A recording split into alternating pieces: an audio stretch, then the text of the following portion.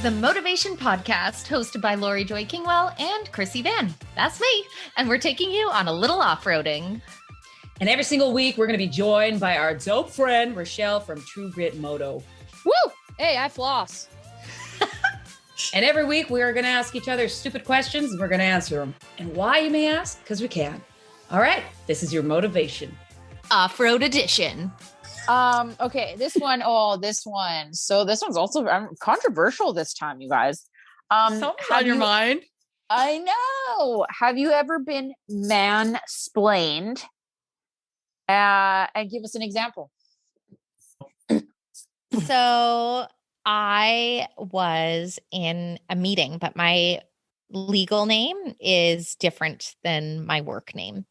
And so when I go on it's similar to a Zoom platform, but when I go on platforms like that, it automatically draws my legal name that nobody knows who the heck I am, which is not on purpose. You just can't change it because that's how I'm in their system. Right. So I was in a meeting that people didn't realize I was in the meeting on, and a subject matter came up, essentially looking for someone to speak on Aurora Borealis, which for those that aren't familiar, we're talking geomagnetic storms or the Northern Lights. Majestic. Beautiful. And I actually have a huge fascination in that field. I've spent a lot of time up in Yukon. I was on the first Aurora 360 flight in Canada. I think it's magnificent. I've been to seminars. I've been to talks. I am a nerd. I am not a scientist, but I am a very passionate nerd. And on this meeting, they were looking for somebody to speak to this for a business contract. And they were like, we don't want Krissy to do it, though, because we're looking for somebody science-y and that can speak to the subject matter, and went on and on and on and suggested a male colleague who I know has the exact same qualifications that I do in regards to certainly not on the Aurora's side of thing, but just in regards to qualifications. So at this point, my blood is like boiling. Yeah. And luckily, it was not me that spoke up first. It was another male colleague that said, let's not forget where myself had come from and what their background is and all the thing. But they had gone on and on and on. Like, I can't even tell you for how long. And I've run into this. And that background thing is working for the Weather Network, was it not? Yes. Yes. For 7 years. Which a guy did not. The guy that they were suggesting do it instead does not have this background. Is that not correct? Correct. Yeah. So I was like seething, and it's also not the first time that I've encountered that. I've encountered that in regards to sports elements as well, where I'm like, I may not be a sports professional, but I'm active as hell. Put me down to anything. But yeah, it was just one of those things it was very much like the woman can't talk about science stuff. No, it'll take her seriously. Let's get a guy with a dick in there and people will know. It wasn't just me, because I had other people message after once I spoke up, because I did eventually speak up, just saying, thank you, so-and-so. And you could feel the tension even on a conference call kind of thing. And I had people message me after, like, where it validated that it wasn't just me reacting to the emotions of what I perceived the situation. My perception seemed to be relevantly consensual around much of the other people at the table. So, but isn't that the whole thing? Like, that's always what's been talked to us. Like, we're all, our perception is off. It's not their words, right? Or their impact, or even their intention. It was disappointing. It's like and you're like, no, it's just, that's the thing. We just constantly like, is it? And you're like, if it feels like it is, chances are it is. It is. And it's like, I can be a goofy idiot that's smart. You know, should have thrown some tube tubes in your bra. Should put some tube tubes. Been like, I'm sorry. Going tomorrow. If people don't take me seriously, that's your fault. What are numbers? We're about to have a hard, serious talk. I have a pointed question for you. Let me grab one of these. I hate it. Yeah, I recently, like, it was pretty recent. I had this guy that I have been using as like a source of knowledge. And we have like a pretty large language barrier, but we kind of understand each other. And he's definitely like patted me on the butt before. Oof. And I was like, oh, wow, you need to stop doing that. And did you say that? Yeah. Good. And he's just kind of like, I'm going to not listen to you, but maybe I'll listen to you. I'm not sure. But so then he comes into my shop and I go to like, give him the hi, how's it going? And he stops me, right? He goes like, he does like these hands across the hands, like, don't come near me. And I was like, why? What's the matter? And he's like, I have COVID. And I was like, why are you here? Why are you outside your home, sir? Yeah. Why are you outside your home? And why are you in my barn telling me that you have COVID? Like, why would you do that? And so he continued to mansplain me that his wife had it and that he doesn't technically have it because he got it doesn't mean that because he wasn't feeling sick that he didn't that there was no way that he could give it to me because he wasn't feeling sick. But just because he got tested positive didn't mean that he couldn't come and tell me that he had COVID. And I was like, well, that's a delight. I'm sorry. I'm so confused why you think this is like, what are you talking about? He's definitely from Facebook. Yeah. And his reasoning. I see all of those dudes on Facebook on a regular. His reasoning was that because women usually stay at home, that they go, like, his reasoning was that he needed to be at work as a man, and that if I was at work, I was just like, I'm so confused. What? Like there was a disconnect between his wife having COVID and him having COVID and me being a female. And I was just like, so you thought it was okay for you to come say hi to me, but you didn't go say hi to any of the other people at the other places that are all men. I was like, I'm so lost here. And it was such a mansplain moment, like as if I didn't understand anything to do with anything. And like I was looking at like you just another man being like, you look, lady, you don't understand the science. Yeah, right? You don't understand. You don't understand the science. It's kind of like what's like, I saw this, I don't know, something that made me laugh, where it was like, why do we need scientists with Brad from high schools on Facebook telling me exactly what COVID is and isn't? I don't need to hear what the science says, you know, and you're just like, isn't that the truth? There was a quote on the weekend, not to interrupt you there, but in one of, and I don't even want to dive down this rabbit hole because I know there are validities on, of course, many there's on sides both sides right now, absolutely. But there's every also a ton of yes. bullshit on every side. That's what I'm talking about. And the one bullshit comment that was so classic was, and we do research. Research is just looking things up on the internet. And that was what they said to prove their point.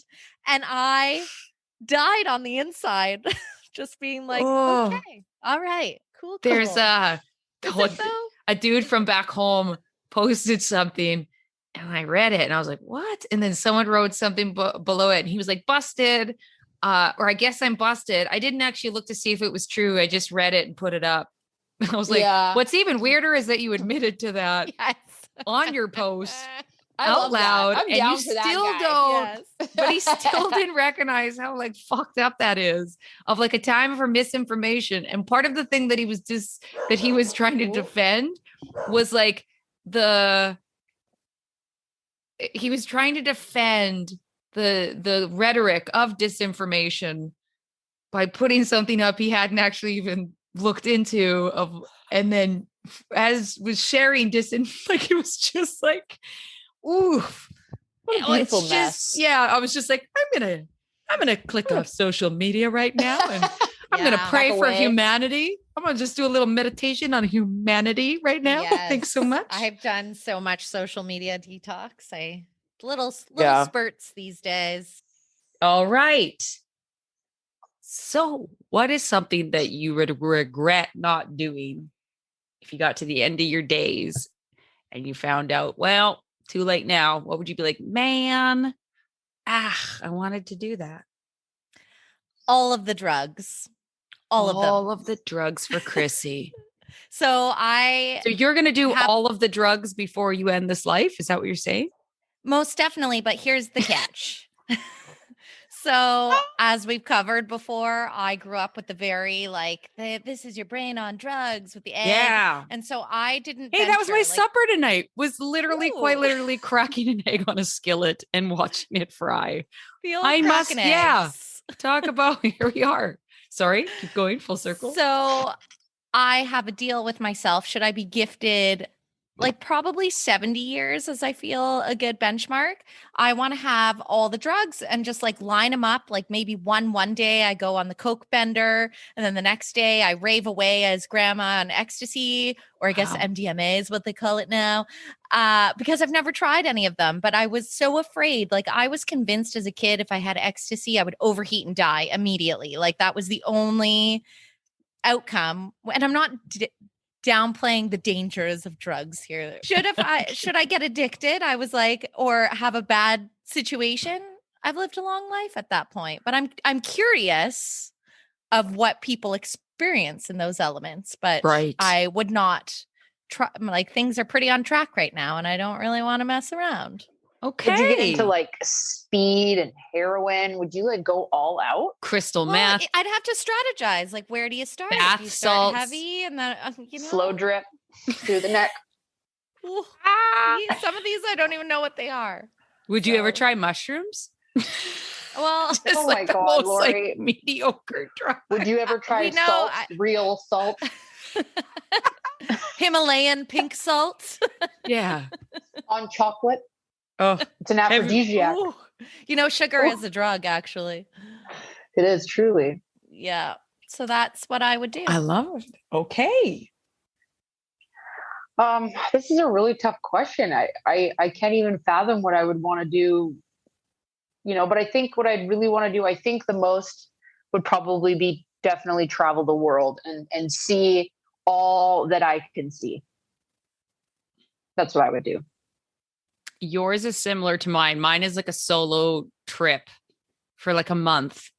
I don't know exactly the countries as of yet, but super out of my comfort zone. A little eat, pray, love vibe. I'm not going to lie. Yes. But definitely solo, because that's when I do my best work as far as meeting people. It's also super like that. It's one thing to just go, hang out and talk to strangers in other cities and your own city, but to go for a month to different countries, it scares the crap out of me just enough that I'm like, all right, it's out of my comfort zone.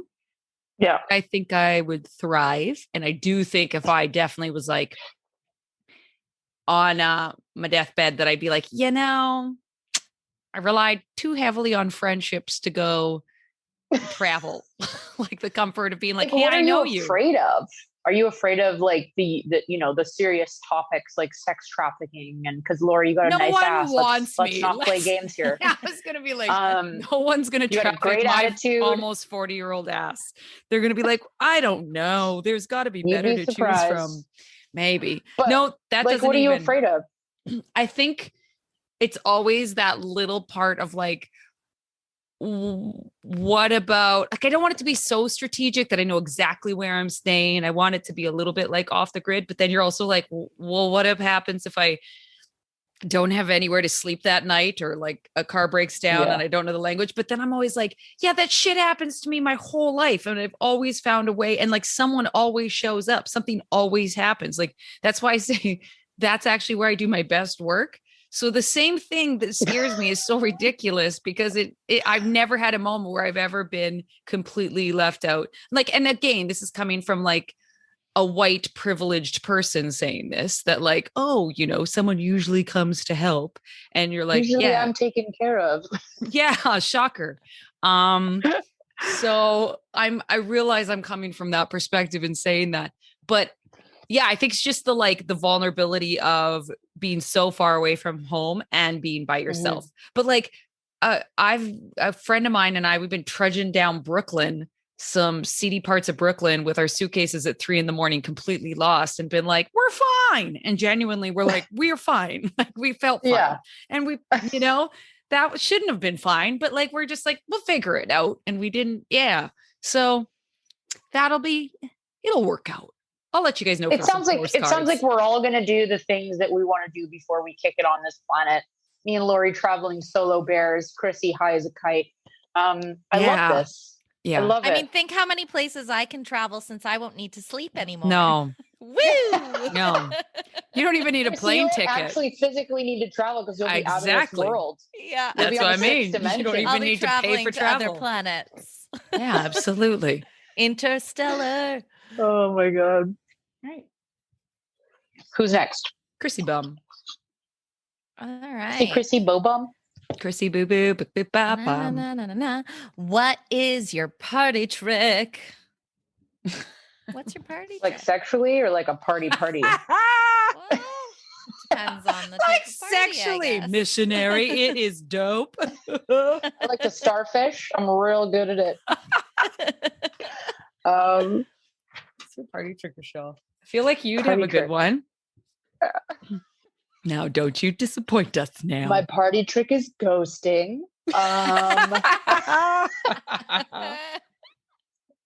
You've all done it. Yeah. Oh gosh, I think I don't really think I have a party trick because I don't party very much. Like I'm in bed by 8 usually. Okay, listen to this one. Right. Event You planner guys have all been camping extraordinaire. with me.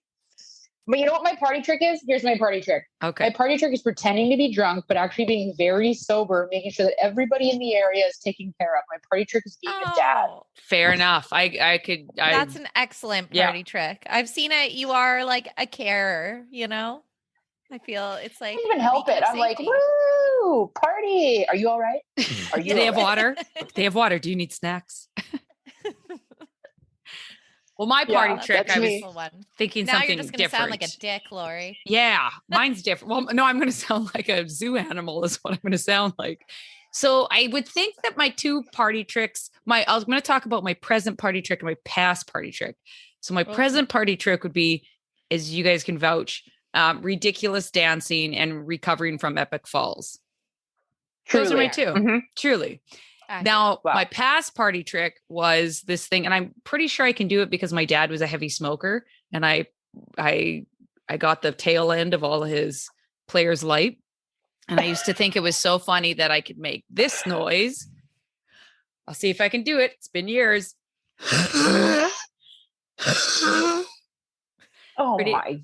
Pretty gross stuff. There it is. I can do it. So I would do this and everyone would be like, do that weird goose thing you can do or whatever. And so I would do it for the kids at school in high school. And my teacher left the classroom to go down to, I don't know where, but she was in the office because you know how you can press a button and hear the intercom into a class, like into your classroom. And the kids in the class were like, Laurie, do that stupid, gross thing you can do. So I was doing it while the teacher was out of the classroom. She pressed the intercom button and then all I could hear in the office was me doing this horrific note and then laughing. And then he came back and was like, we all like, it was just, we were like, it'll be Laurie. It'll be that. No question. Yeah. Cause I started talking and they were just like, we all were like, that adds up. And I was just like, okay, cool. So it was so that was my party trick in high school, was this very gross sound that like, try it, see if you can do it. People can't really do it. I don't know if I have the throat for that. One more time as an example. So you, tell us how you do it. You just like you push from a sound and like this and you just go.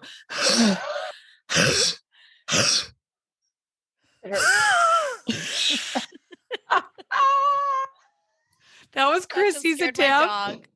Richelle, did you try? All right, ready? No. See, I do it sometimes when I laugh. Yeah. It's a weird thing. You got to dig deep for that one. You got to dig It hurts. Yeah. For other people, it hurts. For me, I'm just getting all the tar out of there. Oh yeah. You got that hack. Secondhand smoke. We should all have that actually. Sitting in the back of the car, puffing cigs. Restaurants where the divider line was like smoking or non, but you're next to each other. Those were the hotels. days. Oh yeah. I don't know how we don't have more scars. Cause when I was in college at the bar, you could smoke. And I remember constantly being burned by people that were smoking on the dance floor. And I think back and think, how are we littered with scars from cigarette burns on the dance floor? No one's paying attention as they're like giving it on the dance floor. Like, boof, boof, boof. Tss, tss, tss, tss, like every second.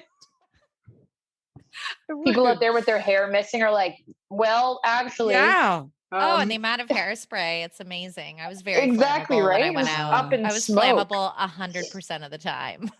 It's amazing that I'm here. Yeah. What's your party trick? I was definitely like the dance on table type of person till the lights Coyote on, like Ugly? the ugly lights would come on. Definitely. I have even danced at the Coyote Ugly bar in New York in the Hell's Kitchen There's Krissy. district. Mustang Sally. Mustang.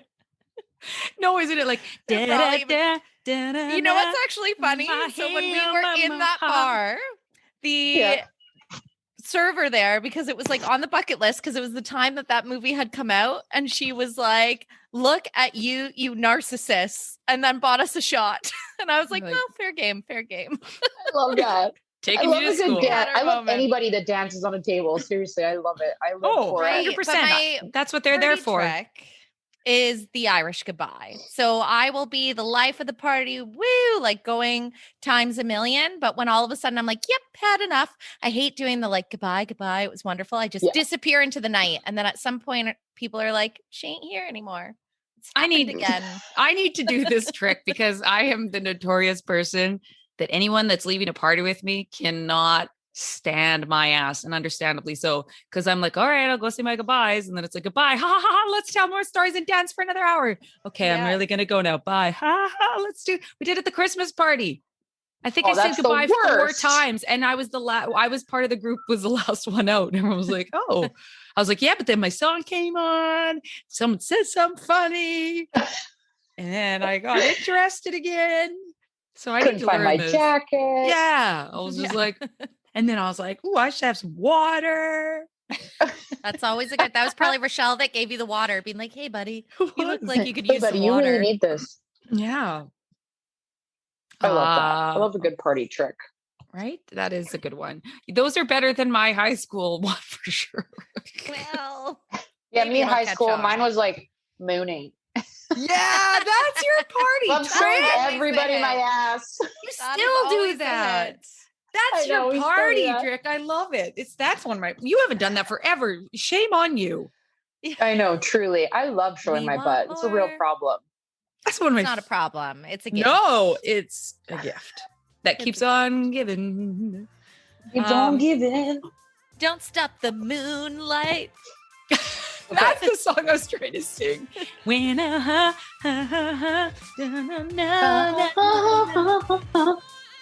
we should.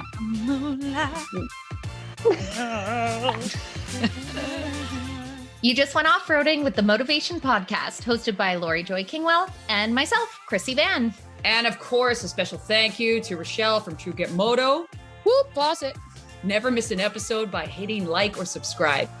Connect with us on Instagram at Motovation Podcast and visit our website at themotovation.com. And in the meantime, full tanks, full throttle. I think this is good though. It's like healthy, you know, like people will be like, oh my God, I don't floss. Plus, it'd be so hard not to laugh to get through this intro.